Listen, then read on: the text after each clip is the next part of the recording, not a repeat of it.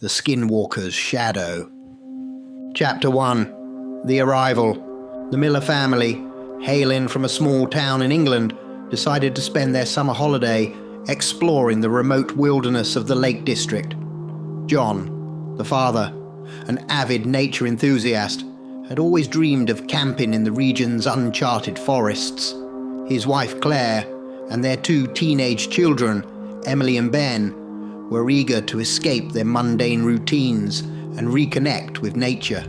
As they arrived at the isolated campsite, miles from the nearest village, the family was filled with excitement. They pitched their tents and gathered around the fire, enjoying the serene beauty of the towering trees and the chorus of birdsong. The tranquility was intoxicating. But as the sun dipped below the horizon, a sense of unease settled over the forest. John, armed with his camera, decided to explore the area a bit further while there was still some light. He ventured deeper into the woods, captivated by the untouched beauty. That's when he noticed the tracks. At first, they seemed like ordinary animal prints, but upon closer inspection, he realized they were unlike anything he had seen before. Large, irregular, and deeply imprinted in the soft earth. He snapped a few pictures and returned to the campsite, where he shared his findings with the family. They dismissed it as wildlife, maybe a deer or a badger, and carried on with their evening. As night fell, the forest came alive with sounds, rustling leaves, distant howls, and the occasional snap of a twig. Claire, feeling uneasy, suggested they head to bed early. Just as they settled into their tents, a loud, piercing scream echoed through the woods. John rushed out, flashlight in hand, but found nothing. The forest stood silent and still. He reassured the family it was probably just an animal and returned to his tent. But sleep did not come easy that night. Chapter 2. The Hunter's Warning. The following morning, the family decided to hike to a nearby lake. As they walked, they couldn't shake the feeling of being watched. The dense canopy above and the thick underbrush below seemed to close in on them. They reached the lake, but their unease only grew. On their way back, they encountered an old man, a local hunter named Arthur, who was tracking game. Arthur was a grizzled, weathered man with eyes that seemed to have seen more than they should. He struck up a conversation with John, warning him about the dangers of the forest. When John mentioned the strange tracks, Arthur's expression darkened. He spoke of the Skinwalker, a creature from local folklore known for its shape-shifting abilities and malevolent nature. According to legend, the Skinwalker could mimic any living being, using its powers to hunt and kill. Arthur warned the family to be cautious and avoid the deep woods after dark. He also advised them to keep a close watch on each other, as the Skinwalker was known to create confusion and sow distrust among its victims. Though skeptical, John thanked Arthur for his advice, and they parted ways. Back at the campsite, John relayed Arthur's warning to the family. They laughed it off, attributing it to local superstition. But as night fell once again, the forest's ominous presence became more pronounced. They heard rustling and saw shadows moving just beyond the firelight. Their nerves frayed, but they managed to convince themselves it was nothing.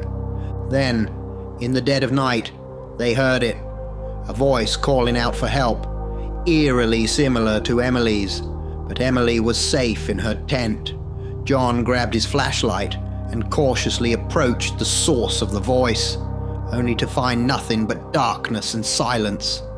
The forest seemed to be playing tricks on them, and the sense of dread grew. Chapter 3. The First Attack. The next day, the family decided to stay close to the campsite to shake and venture far. They tried to enjoy their day, but the feeling of being watched persisted. John decided to set up a perimeter around the camp, hoping to catch a glimpse of whatever was stalking them. He placed small traps and motion sensors around the area, determined to protect his family. As night fell, the forest seemed to close in on them, The noises grew louder and the shadows more menacing. They huddled close to the fire, their eyes darting into the darkness. Suddenly, the motion sensors began to beep. John grabbed his flashlight and rushed to the edge of the camp, only to find the traps had been triggered but were empty. As he turned to head back, he was confronted by a horrifying sight. A creature, half human, half beast, stood before him. Its eyes glowed with a malevolent light, and its body was a grotesque fusion of animal and human features. It let out a guttural growl and lunged at him. John managed to fend it off with his flashlight, the bright light momentarily stunning the creature. He ran back to the camp, shouting for his family to get inside the tents. They scrambled in, hearts pounding. The creature circled their campsite, its glowing eyes watching them from the darkness. The night was filled with the sound of its growls and the family's terrified whispers. Eventually, the noises ceased, but sleep was impossible. Chapter 4. Descent into Madness. The following morning, the family was exhausted and on edge. They decided to pack up and leave, but as they began to dismantle their tents, they realized their car wouldn't start. The engine had been tampered with, wires cut and parts missing. Panic set in as they realized that they were trapped. John decided to hike to the nearest village to get help, leaving Claire and the kids behind. He instructed them to stay inside the tents and not to open them for anyone except him. He took a flashlight, a knife, and a map and set off through the dense forest. As John made his way through the woods, he couldn't shake the feeling of being followed. He heard footsteps behind him and saw shadows darting among the trees. His paranoia grew with each passing hour. The forest seemed to twist and turn, leading him in circles. Eventually, he stumbled upon an old, abandoned cabin. Desperate for shelter, he went inside. Meanwhile, back at the campsite, Claire and the kids huddled together, trying to stay calm. They heard noises outside, footsteps circling the tents. Claire tried to reassure the kids, but she was terrified. Suddenly, they heard John's voice calling for help. Claire peeked out of the tent, but saw nothing.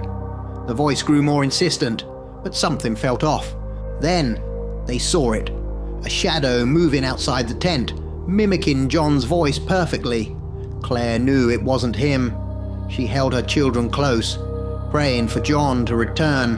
The creature continued its mimicry, trying to lure them out. It wasn't until dawn that the noises stopped. Chapter 5. The truth revealed. John, lost and delirious, stumbled through the forest. He came across Arthur, who had been tracking the Skinwalker. Arthur took John back to his camp and told him the full story of the Skinwalker. According to legend, the creature was once a human who had committed terrible acts and was cursed to roam the earth as a monster. It could take the form of any living being it killed, using its abilities to sow fear and confusion. Arthur explained that the Skinwalker was drawn to fear and that it thrived on the chaos it created. The only way to defeat it was to confront it head on and not succumb to its tricks. John, desperate to save his family, agreed to return with Arthur to the campsite. As they approached, they saw the creature, now in the form of John, trying to lure Claire and the kids out of the tent. Arthur instructed John to stay hidden while he confronted the Skinwalker. Arthur approached the creature, armed with a silver knife, the only weapon believed to harm it. The creature turned to face him, its eyes glowing with hatred. A fierce battle ensued, and Arthur managed to wound the creature, causing it to revert to its true form, a grotesque, half-human, half-beast monster. It let out a horrific scream and fled into the forest. Arthur, injured but determined, told John they had to finish it off. Chapter 6. The Final Confrontation. John and Arthur tracked the wounded Skinwalker to a cave deep in the forest. The cave was filled with the stench of decay and the remnants of the creature's victims. They cautiously entered, their flashlights illuminating to the darkness. The creature lay in the shadows, its breathing laboured and its eyes glowing with fury. Arthur handed John the silver knife and told him it was up to him to end it. John, fueled by the desire to protect his family, approached the creature. It tried to mimic his voice, pleading for mercy, but John knew better. He plunged the knife into the creature's heart, and it let out a final, ear-piercing scream before collapsing into a heap. The cave fell silent, and the oppressive atmosphere lifted. John and Arthur made their way back to the campsite, where they found Claire and the kids safe, but shaken. John embraced his family, relieved and grateful they had survived the ordeal. They managed to fix the car and left the forest, vowing never to speak of what had happened. The experience left them scarred, but also closer than ever. They returned to their lives, forever changed by their encounter with the Skinwalker. Years later, they would occasionally hear whispers of similar encounters in the remote forests of England. The legend of the Skinwalker lived on, a dark reminder of the horrors that lurk in the shadows.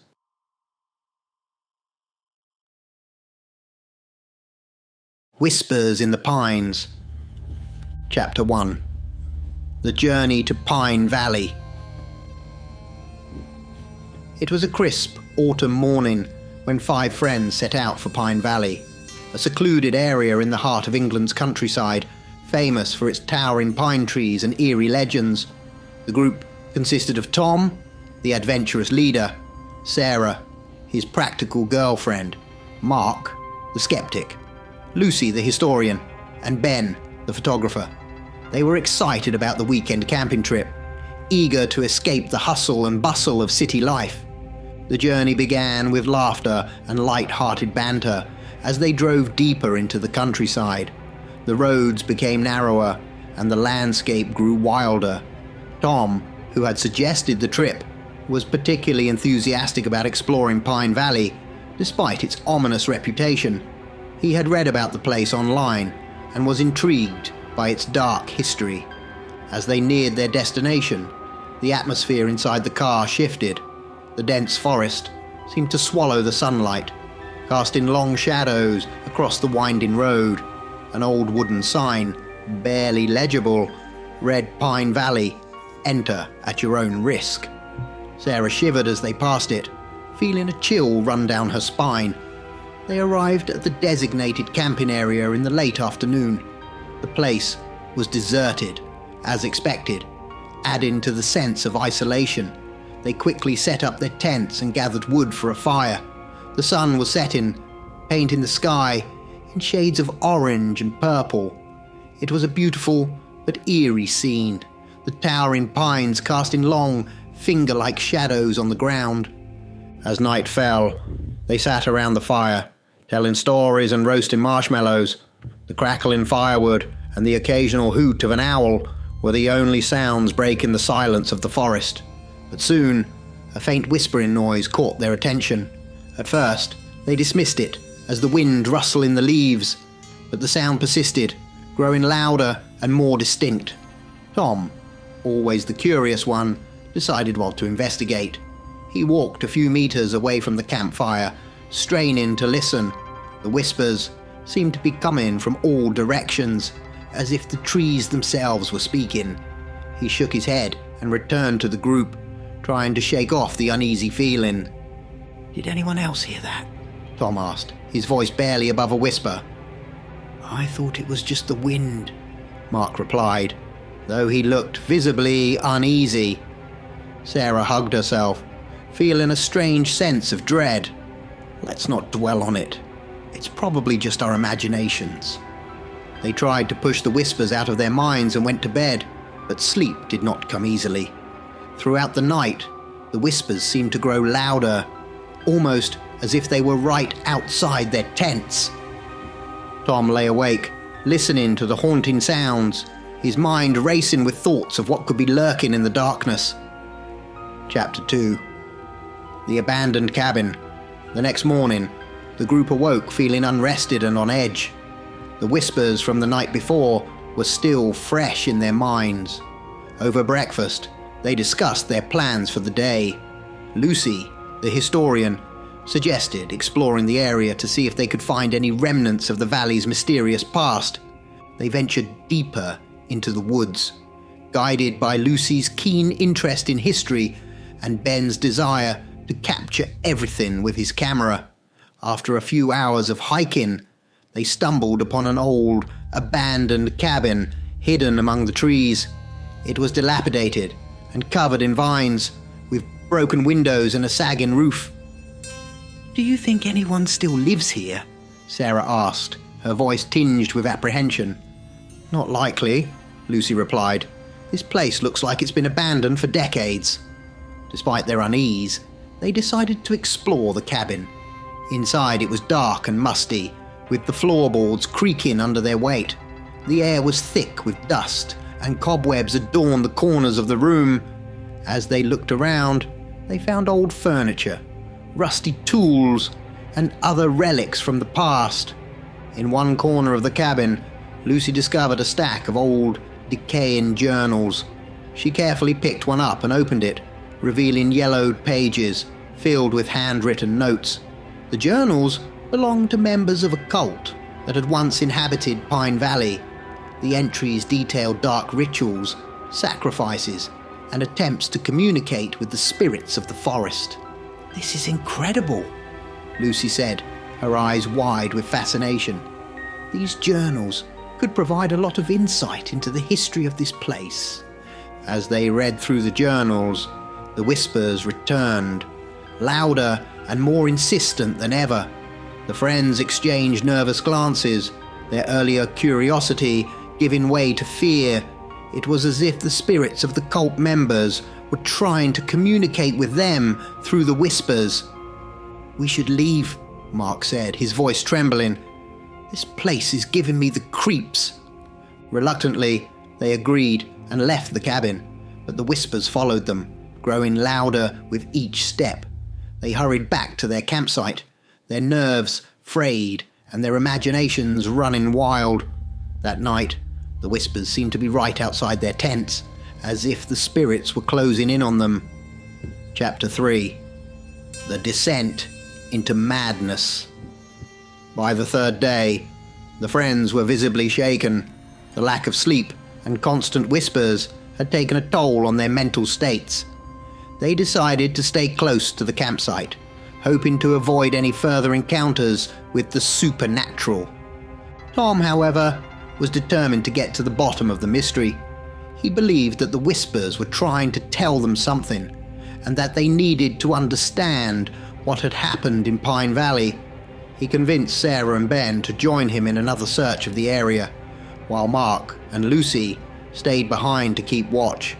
As they ventured deeper into the forest, the whispers grew louder and more insistent. They found strange symbols carved into the trees, similar to the ones described in the cult's journals.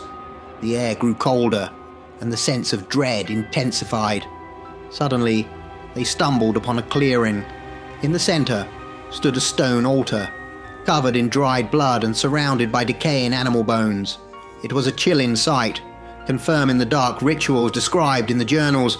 The whispers seemed to converge here, swirling around the altar like a malevolent wind. "We need to get out of here," Sarah said, her voice trembling. "This place is cursed." But before they could leave, the temperature dropped drastically, and a shadowy figure appeared on the edge of the clearing. It was the Whisperer, the malevolent ghost of the cult leader. His hollow eyes and sinister grin sent chills down their spines. He raised a skeletal hand, and the whispers grew deafening, filling their minds with terror. Tom, Sarah, and Ben ran back to the campsite, their hearts pounding and their minds racing. When they arrived, they found Mark and Lucy huddled by the fire, looking equally terrified. The whispers had followed them too, growing louder and more oppressive. "We saw him," Tom gasped. "The Whisperer. He's real." The group spent the rest of the day in a state of panic, unsure of what to do. As night fell, The whispers became unbearable, filling their minds with dark thoughts and fears. The whisperer's influence was growing stronger, turning them against each other. Chapter 4. The fracturing of trust.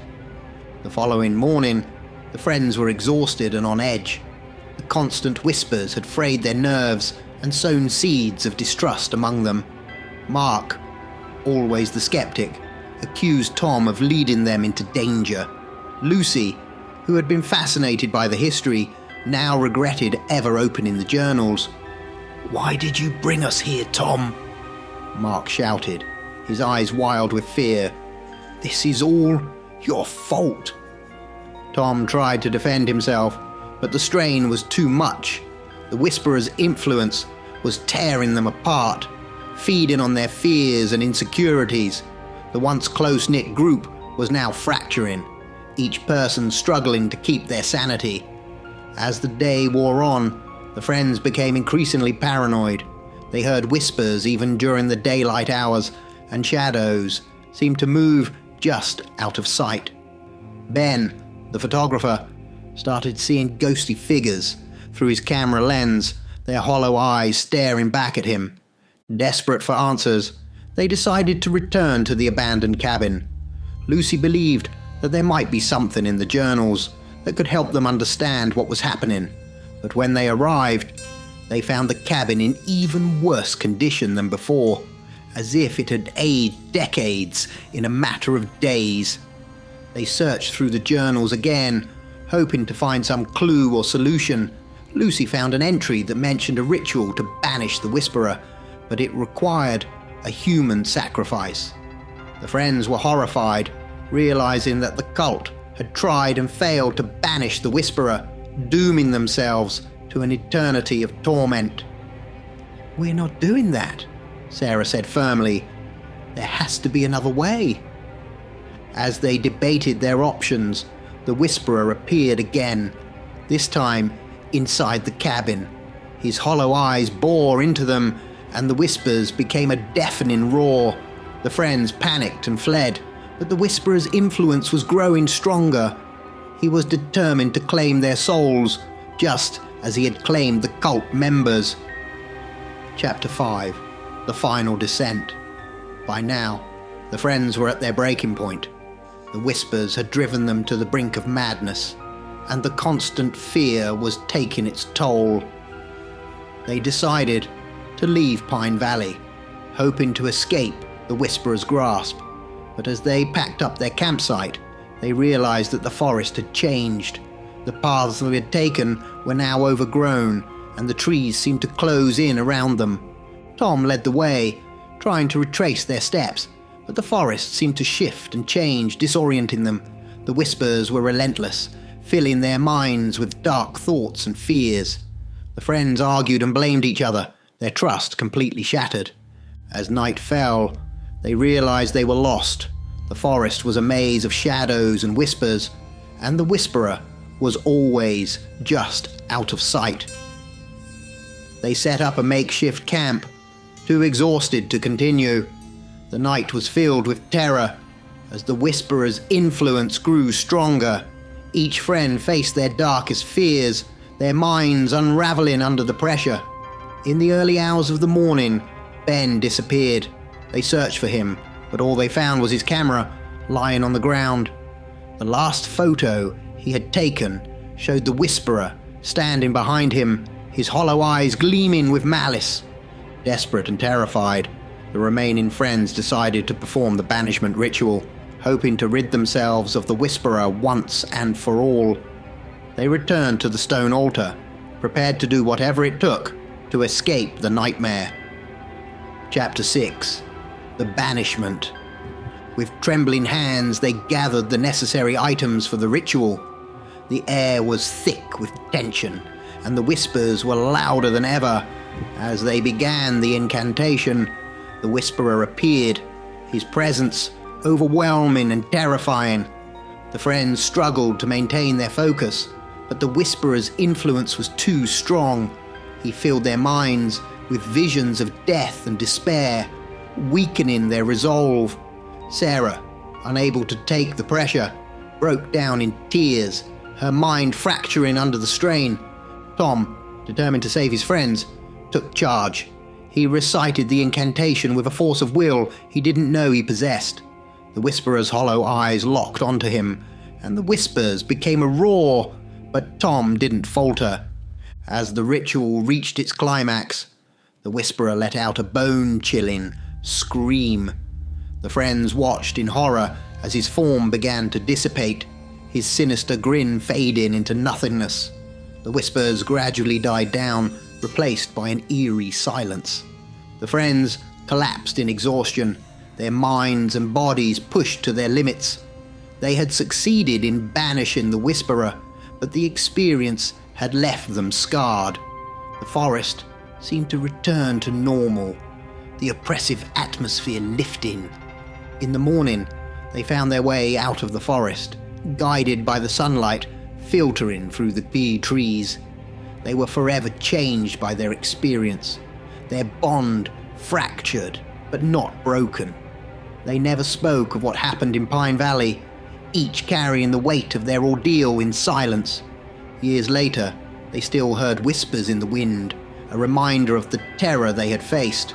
They knew that the Whisperer was gone, but the memories of Pine Valley would haunt them forever, a dark shadow lurking at the edge of their minds.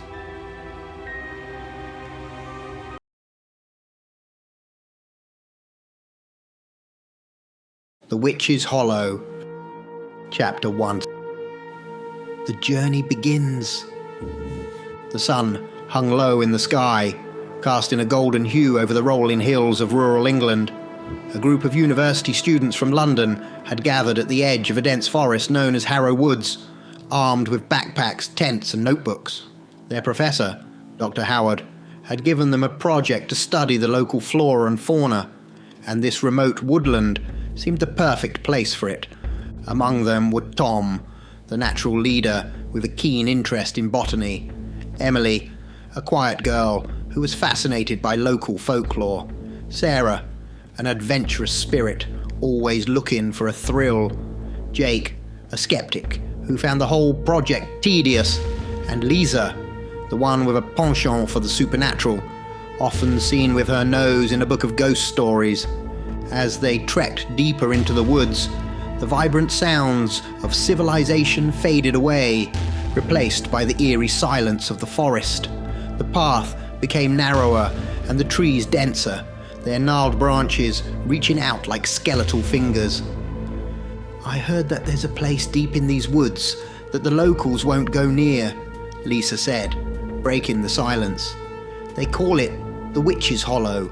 Supposedly, a witch lived there centuries ago and cursed the land before she died." Jake scoffed. "Oh, come on. You don't really believe in that stuff, do you?" "Why not?" Lisa replied defensively. "There are things in this world we can't explain." Tom interjected. "Whether it's true or not, we're here to study the plants and animals. Let's focus on that." They set up camp in a small clearing as dusk began to settle. The atmosphere was tense, but they tried to make the best of it, lighting a fire and sharing stories. The talk inevitably turned back to the Witch's Hollow. Emily, who had been silent for most of the evening, finally spoke up. "I read about it before we came. There are records of people disappearing in these woods. The last recorded incident was in the 1800s. A group of kids not much older than us vanished without a trace." Sarah shivered. "Well, that's comforting." They retired to their tents, but sleep was elusive. The forest seemed to come alive at night, with rustling leaves and distant animal cries. Emily lay awake, her mind racing. She had a feeling that this trip was going to be more than just a study of nature. Chapter 2. The Discovery. The following morning, the group split up to begin their research. Tom and Emily ventured deeper into the forest, their eyes scanning for rare plants, while Sarah and Jake took the path towards a nearby stream. Lisa stayed behind to document their findings. Hours passed, and Tom and Emily stumbled upon something unusual.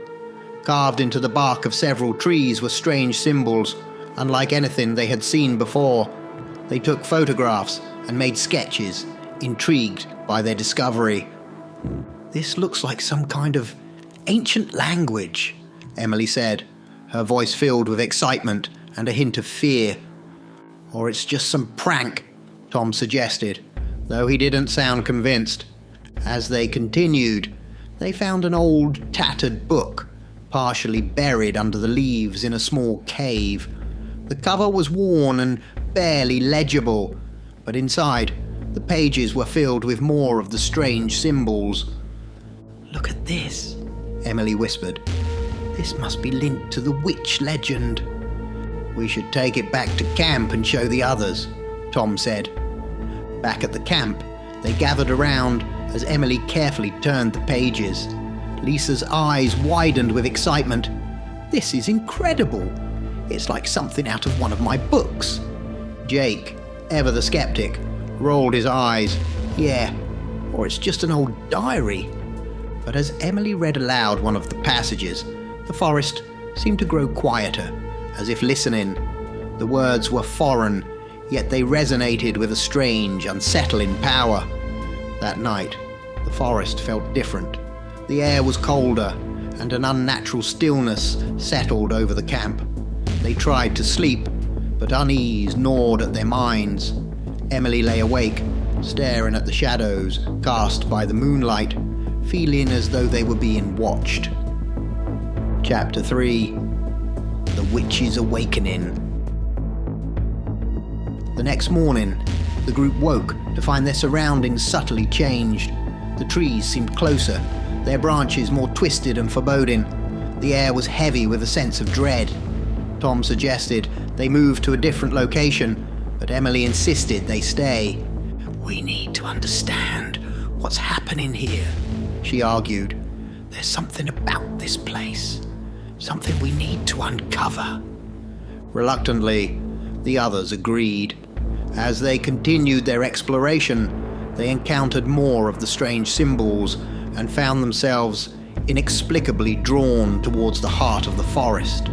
It was there they found a clearing, its center dominated by a large, ancient oak tree with a hollow at its base. "This must be it," Lisa whispered. "The witch's hollow." As they approached, the temperature dropped noticeably. Emily, unable to resist, read another passage from the book. The air grew thick, and a chilling wind swept through the clearing, carrying with it a faint, sinister whisper. Suddenly, the ground beneath them trembled, and a dark figure emerged from the hollow. It was the witch, her ghastly form a nightmare come to life. Her eyes were sunken, her hair a wild tangle of black, and her skin a sickly, pallid hue. She moved with an unnatural grace, her presence exuding an aura of malevolence. The students froze in terror as the witch's hollow voice filled the air. "Who dares disturb my slumber?" Emily, her voice shaking, replied, "We didn't mean to. We were just curious." "Curiosity comes at a price," the witch hissed. "You have awakened me, and now you must pay." Before they could react, the witch raised her hand, and the forest seemed to come alive. Trees moved of their own accord, their branches reaching out to trap the students. Creatures of the night, summoned by the witch's power, surrounded them, their eyes glowing with a sinister light. In the chaos, the group was separated. Tom and Emily found themselves running blindly through the forest, the witch's laughter echoing in their ears. They stumbled upon an old stone altar, its surface covered in the same strange symbols. "This must be where the curse was cast," Tom said, panting. "We need to break it." Emily, clutching the book, began to read a counter-incantation she had found. As she spoke the words, the symbols on the altar glowed, and the forest seemed to recoil. But the witch's power was strong, and she appeared before them, her eyes burning with fury. "You cannot undo what has been done!" she screamed. "This land is mine, and so are you. Chapter 4. The Descent into Madness. With a wave of her hand, the witch sent a powerful force that knocked Tom and Emily to the ground. The air was filled with an overwhelming sense of dread, and the shadows around them seemed to come to life, twisting into grotesque forms that reached out with clawed hands. Desperate to survive, Tom and Emily struggled to their feet and fled deeper into the forest. Every path they took seemed to lead them in circles, and the sinister whispers grew louder, filling their minds with fear and doubt. Meanwhile, Sarah and Jake were not faring any better. They had been separated from the others and were wandering aimlessly, their nerves frayed by the constant feeling of being watched. The forest played tricks on their minds, making them see things that weren't there. Shadows moving just out of sight, eyes glinting in the darkness. Sarah clutched Jake's arm, her voice trembling. "We need to find the others. We can't stay here." Jake, though skeptical of the supernatural, couldn't deny the palpable sense of evil that permeated the woods. "I know, but how? Every direction looks the same." As they continued, they stumbled upon an old, decrepit cabin. It looked abandoned, but it offered a glimmer of hope. They entered cautiously, the floorboards creaking under their weight. Inside, the air was thick with dust and decay, but they found something unexpected. More symbols etched into the walls, and a journal lying on a rickety table. Jake flipped through the journal, his eyes widening as he read. "It's a record of the witch's rituals. This might be what we need to stop her." Back at the altar, Emily and Tom were still trying to decipher the symbols, but the witch's presence loomed over them, her malevolent energy sapping their strength. The forest itself seemed to mock their efforts, its whispers growing louder and more insistent. "You cannot escape me," the witch intoned, her voice resonating with an otherworldly power. "Your souls are mine." But Emily refused to give up. She continued to read from the book, her voice steadying with determination. As she recited the final incantation, a bright light enveloped the altar, momentarily pushing back the darkness. The witch screamed, her form flickering as if caught between worlds. "No, you cannot defeat me." Tom, seizing the moment, grabbed a nearby branch and plunged it into the altar's symbols. The ground shook violently, and the witch's scream reached a deafening pitch before abruptly cutting off. The forest fell silent, and the oppressive atmosphere lifted. Chapter 5. The Curse Unravels. With the witch momentarily subdued, Tom and Emily took a moment to catch their breath. The light from the altar had faded, but they felt a glimmer of hope. However, they knew their ordeal was far from over. The forest was still a maze of malevolent energy, and they needed to find Sarah and Jake. As they made their way through the woods, the trees seemed to part, revealing a clearer path. The symbols on the trees had dimmed, and the whispers had ceased. It was as if the forest itself was guiding them.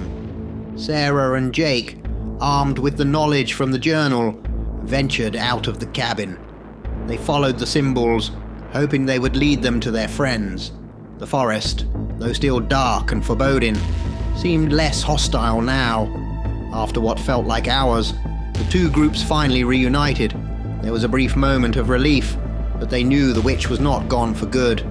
Emily explained what they had done at the altar, and Sarah shared the information from the journal. "We need to complete the ritual to banish her for good," Sarah said. "There's a final incantation that must be performed at the site where she was originally buried." With renewed determination, the group set off towards the heart of the forest, guided by the symbols and the journal's directions. The journey was arduous, the forest fighting against them with every step, but they pressed on. They arrived at a small, overgrown clearing. In the center was an ancient, crumbling grave marked by a weathered stone. The air was thick with an eerie stillness, and the shadows seemed to gather around them, watching. Emily and Sarah began the ritual, their voices blending as they chanted the incantation. The ground trembled, and a cold wind swept through the clearing. The witch appeared, her form flickering with rage and desperation. "You think you can banish me?" she snarled. "I'm eternal." But the students stood firm, their voices rising in unison. As they completed the incantation, a blinding light erupted from the grave, enveloping the witch. She screamed, her form disintegrating into the wisp of smoke before vanishing entirely. The forest fell silent once more, but this time it felt peaceful. The oppressive energy had lifted, and the symbols on the trees had faded completely. Chapter 6. The Aftermath. With the witch's curse finally broken, the students made their way back to their campsite. The forest, now bathed in the soft light of dawn, seemed almost welcoming. Birds chirped, and the rustling of leaves was no longer ominous. They packed up their belongings, eager to leave the haunted woods behind. As they walked back to civilization, they reflected on their harrowing experience. The bond forged in fear and survival had brought them closer, but the memories of the witch's hollow would haunt them forever. Back at the university, they presented their findings, careful to omit the more supernatural elements. Their professor was impressed with the depth of their research, unaware of the true horrors they had faced. Life slowly returned to normal, but each of them carried a piece of the forest darkness within. Emily, in particular, felt a lingering connection to the witch's story. She continued to study the symbols in the book, determined to understand the dark history they had uncovered. Months later, as she sat in her room, Emily felt a cold breeze and heard a faint whisper. She froze, her heart pounding. The witch's voice, barely audible, seemed to echo from the shadows. "You may have banished me, but I am never truly gone." The room grew colder, and the shadows seemed to lengthen. Emily realized with a chilling certainty that the witch's curse was not completely broken. The darkness of the witch's hollow had followed them back, and its malevolent presence would always be a part of their lives. As the story ends, the audience is left with a lingering sense of unease, knowing that some evils can never be truly vanquished. The tale of the witch's hollow serves as a chilling reminder of the darkness that lurks just beyond the edges of our understanding, waiting for the unwary to stumble upon it. The Haunting of Blackwood Forest. Chapter 1. The Arrival. The autumn sun hung low in the sky as a group of friends from the University of Birmingham drove through the winding roads of the English Midlands. They were on their way to Blackwood Forest, a remote and densely wooded area known for its eerie silence and dense trees. The group consisted of 6 friends: David, the leader with a passion for history; Lucy, his girlfriend who loved the supernatural; Mark, the skeptic; Sarah, the adventurous one; Tom, the quiet artist; and Emma, who enjoyed exploring nature. As they drove deeper into the countryside, the towns became smaller and the roads narrower. The atmosphere grew more oppressive, with the trees crowding closer to the road. They finally reached the edge of Blackwood Forest, just as the sun was setting, casting long shadows over the landscape. "This place gives me the creeps," Mark muttered, staring at the darkening woods. "Oh, come on," Lucy teased. "It's just a forest. Besides, we're here to have fun and get away from the stress of university life." David nodded. "Let's set up camp before it gets too dark." They found a suitable clearing near a small stream and pitched their tents. As night fell, they gathered around a campfire, sharing stories and laughter. The forest was eerily silent, with only the occasional rustle of leaves or distant animal cry breaking the stillness. Sarah, always the thrill-seeker, suggested they explore the forest the next day. There's supposed to be an old abandoned cottage somewhere in these woods. We should try to find it." Emma shivered. "I don't know.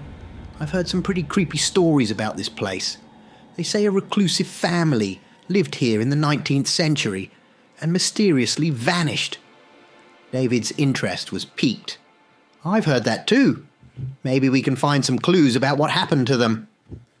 As the fire died down, they retreated to their tents, but sleep was elusive.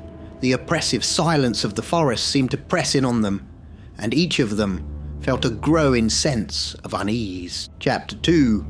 The Cottage. The next morning, the group set out to explore the forest. The air was cool and crisp, and the thick canopy of trees filtered the sunlight, creating an almost otherworldly atmosphere.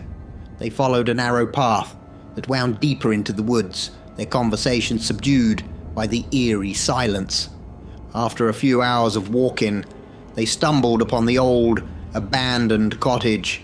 It was hidden deep within the forest, its walls covered in ivy and its roof partially collapsed. The atmosphere around the cottage was heavy with a sense of foreboding. "This must be it," Sarah said, her voice barely above a whisper. They approached cautiously, the wooden floorboards creaking under their weight. Inside, the cottage was filled with dust and cobwebs. Faded photographs lined the walls, showing a family from the 19th century. There were strange symbols etched into the walls, and a dusty, handwritten diary lay on a table. Lucy picked up the diary and began to read. "It's the Blackwood family's diary. Listen to this. We moved here to escape the prying eyes of the world, but something in this forest watches us. The trees whisper at night, and shadows move where no shadows should be. We are not alone." A chill ran down their spines as Lucy continued to read. The diary detailed the family's descent into madness, driven by the malevolent spirits that haunted the forest. As night fell, the friends decided to return to their campsite, but a sense of dread lingered over them. Back at the camp, they tried to shake off the eerie feeling. They shared their findings and speculated about what might have happened to the Blackwood family. As the night wore on, the forest grew darker, and the silence became almost suffocating. Suddenly, they heard a faint, ghostly whisper. It seemed to come from all around them, growing louder and more insistent.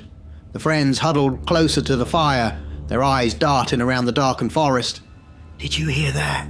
Emma whispered, her voice trembling. "It's just the wind," Mark insisted, though his face betrayed his fear. But the whispers continued, and the shadows seemed to move, shifting and writhing in the darkness. The friends felt a growing sense of terror, as if the forest itself was closing in on them.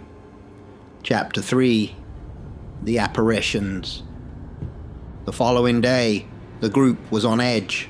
The eerie occurrences of the previous night had left them shaken, and the oppressive atmosphere of the forest seemed to grow heavier.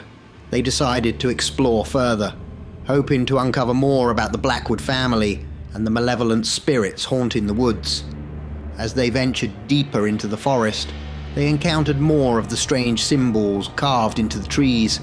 The air grew colder, and the silence became almost deafening. It was as if the forest was alive, watching their every move.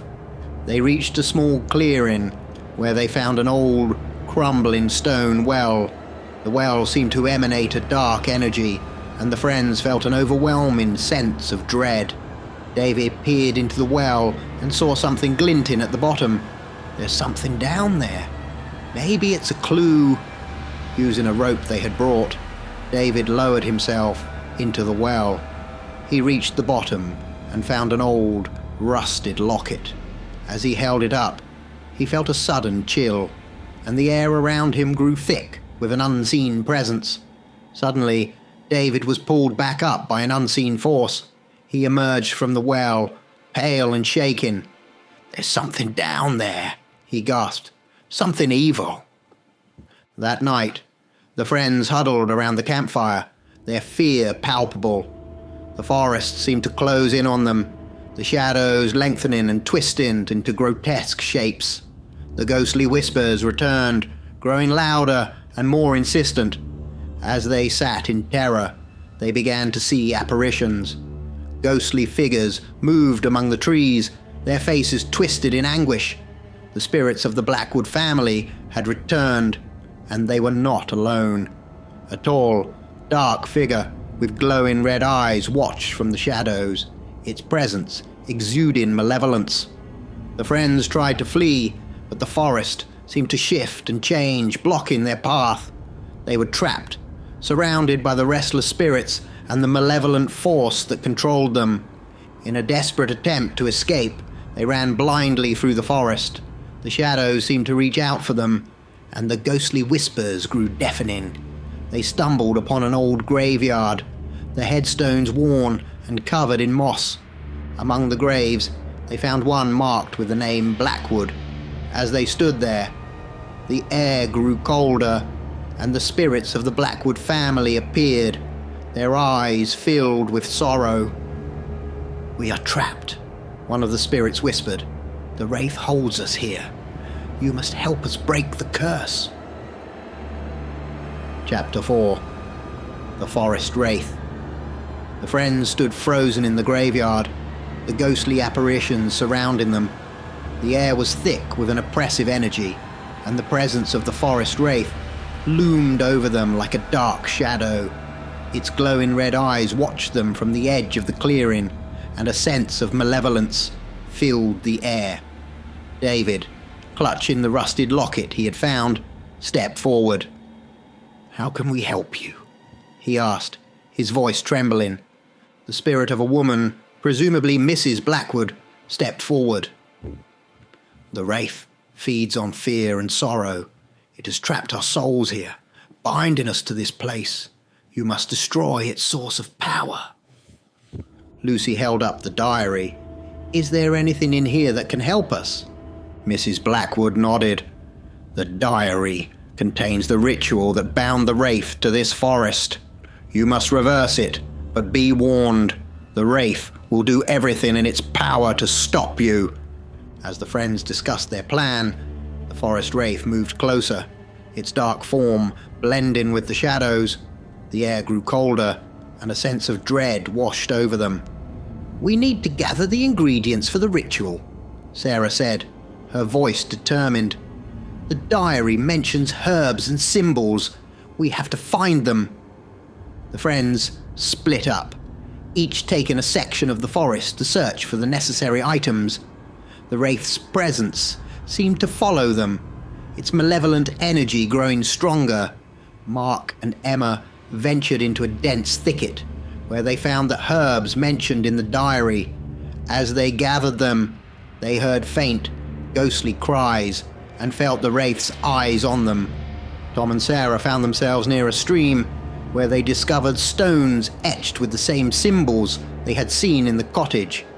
As they picked them up, the water seemed to darken, and the air grew colder. David and Lucy returned to the old cottage, searching for any additional clues. Inside, they found more symbols and a small wooden box containing a ceremonial dagger. The diary indicated that the dagger was crucial for the ritual. As night fell, the friends reconvened at the graveyard. The air was thick with tension, and the forest wraith's presence was almost tangible. They prepared the ritual, arranging the herbs, stones, and the dagger according to the instructions in the diary. David began to read the incantation, his voice steady despite the fear gripping his heart. The wraith moved closer, its form shifting and writhing in the darkness. The ghostly apparitions of the Blackwood family surrounded them, their faces filled with hope and fear.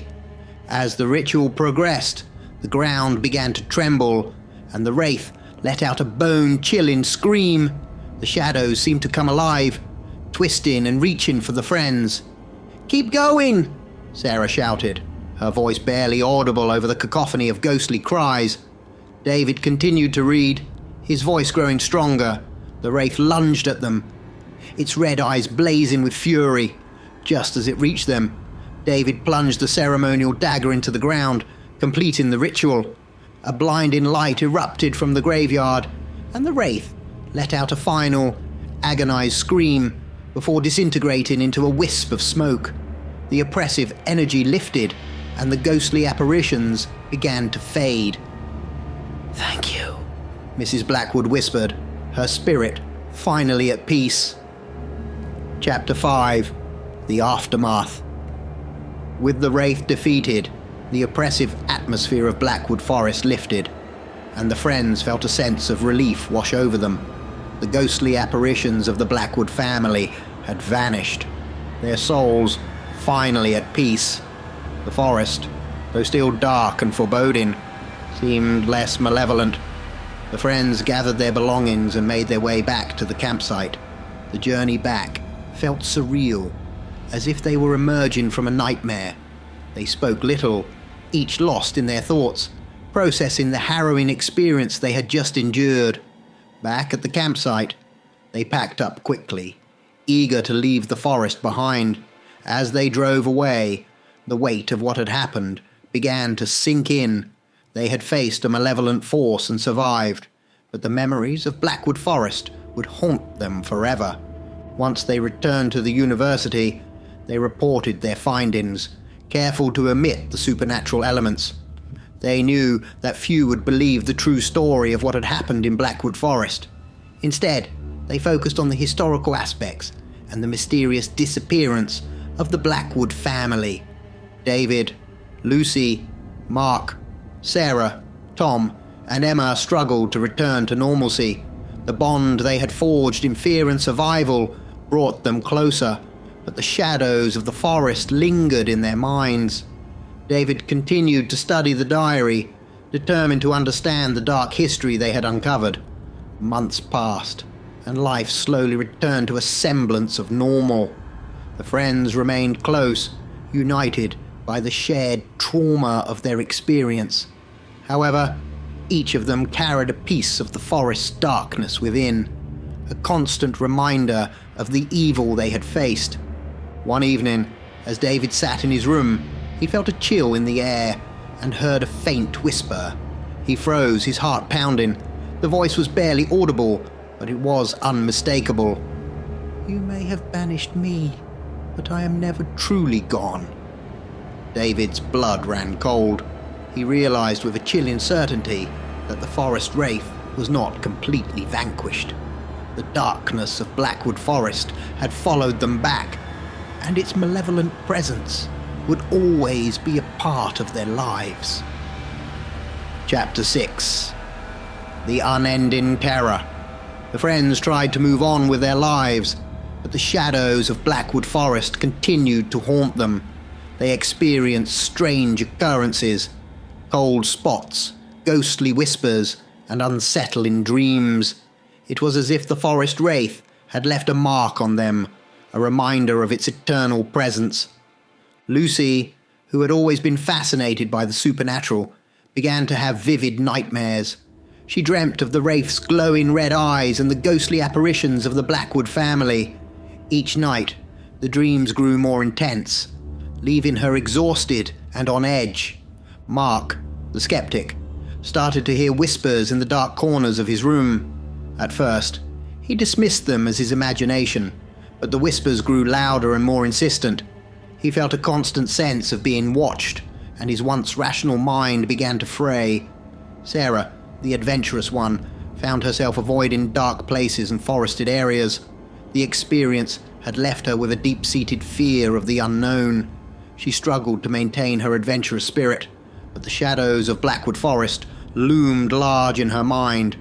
Tom, the quiet artist, began to paint disturbing images of the wraith and the haunted forest.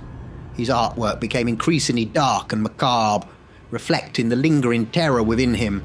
He found solace in his art, but the darkness never truly left. Emma, who had enjoyed exploring nature, could no longer find peace in the woods. The trees, once a source of comfort, now filled her with dread. She avoided nature walks and spent more time indoors, trying to escape the memories of Blackwood Forest. David, who had taken the lead in their ordeal, was the most affected. The responsibility of facing the wraith and leading the ritual had taken a toll on him.